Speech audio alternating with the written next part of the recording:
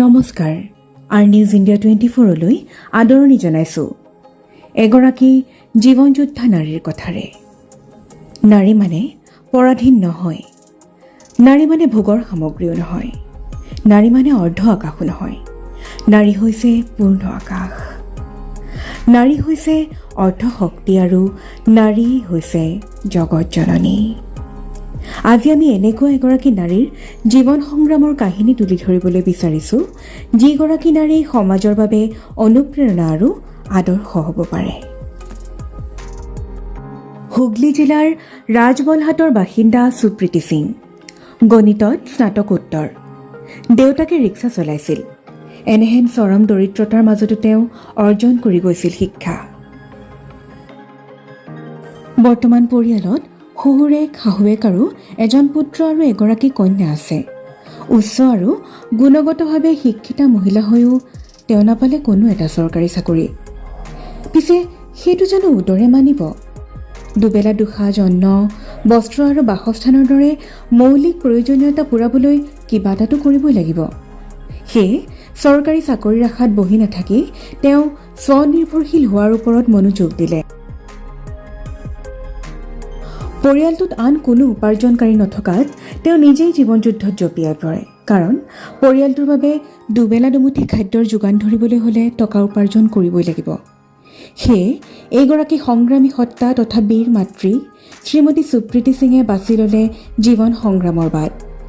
কৰ্মই ধৰ্ম, এই সাৰ্বজনীন কথাষাৰক সৰুগত কৰি তেওঁ দিন ৰাতি একাকাৰ কৰি পুৰুষৰ দৰে গধুৰ কৰ্ম মূৰ পাতি লৈছে।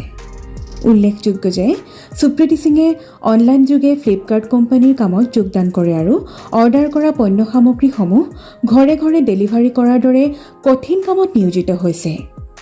ধন্য তুমি সুপ্ৰীতি সিং, তোমাক হাজাৰ চালাম। পশ্চিমবংগৰ জীয়ৰী সুপ্ৰীতি সিঙে আজি প্ৰমাণ কৰি দিলে যে এগৰাকী নাৰীও কোনো গুণে কম নহয়। আজিকালি ছোৱালীয়েও ল'ৰাৰ দৰে পাৰিবাৰিক দায়িত্ব ল'ব পাৰে। কেৱল স্থিৰ লক্ষ্য, সাহস, ইচ্ছাশক্তি আৰু ধৈৰ্যৰ প্ৰয়োজন। প্ৰণিধানযোগ্য যে পশ্চিমবংগৰ এইগৰাকী কৰ্মযোদ্ধা সুপ্ৰীতি সিঙে নিজৰ উপাৰ্জনৰ টকাৰে কেৱল নিজ পৰিয়ালৰ খৰচ বহন কৰাই নহয়, ওচৰ চুবুৰীয়া দুখীয়া অনাথ শিশুৰ বাবে কাপোৰ কানিও কিনি দিয়ে। দীঘলীয়া দিন কাম কৰাৰ পাছত ক্লান্ত আৰু ভাগৰুৱা শৰীৰ এটালৈ ঘূৰি অহাৰ পাছত ৰান্ধি বাঢ়ি থৈ তেওঁ অঞ্চলটোৰ দুখীয়া ল'ৰা ছোৱালীক বিনামূলীয়াকৈ টিউচন কৰায়। হে পৰিশ্ৰমী নাৰী, তুমি সঁচাকৈয়ে মহান। তোমাৰ দৰে ঘৰে ঘৰে নাৰীয়ে জন্ম গ্ৰহণ কৰক, এই সময়ৰ আহ্বান। তোমাৰ এই যুঁজখনে পিছলৈ নাৰী আৰু সমাজখনক আগুৱাই লৈ যাব। আচলতে এগৰাকী নাৰীয়ে কি কৰিব নোৱাৰে? এখন সৰগীয় সমাজ তথা সংসাৰ সৃষ্টি কৰিব পাৰে এগৰাকী নাৰীয়ে। সুপ্ৰীতি সিঙৰ দৰে দক্ষতা আৰু মনোবলেৰে নিজৰ ঘৰ সংসাৰ আৰু সমাজ কল্যাণত খোজ থৈ দায়বদ্ধতাৰে আগুৱাই গৈ নাৰী হ'ব পাৰে জগত জননী। আচলতে নাৰী কেতিয়াও অবলা নহয়। কোনোবা এজনৰ জীৱন জীৱিকা তথা উত্তৰণৰ আঁৰত লুকাই থাকে এগৰাকী নাৰীৰ নিস্বাৰ্থ অৱদান।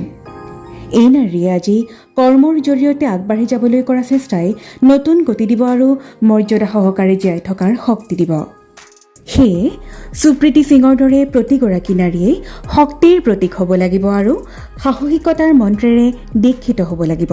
গতিকে প্ৰতিগৰাকী নাৰীয়ে কাকো হিংসা, ঈৰ্ষা আৰু উপলঙা নকৰি ধৰ্ম, মানৱতা, সততা, নিষ্ঠা আৰু ভাতৃত্ববোধক আগস্থান দি নীৰৱে আগুৱাই যাওক।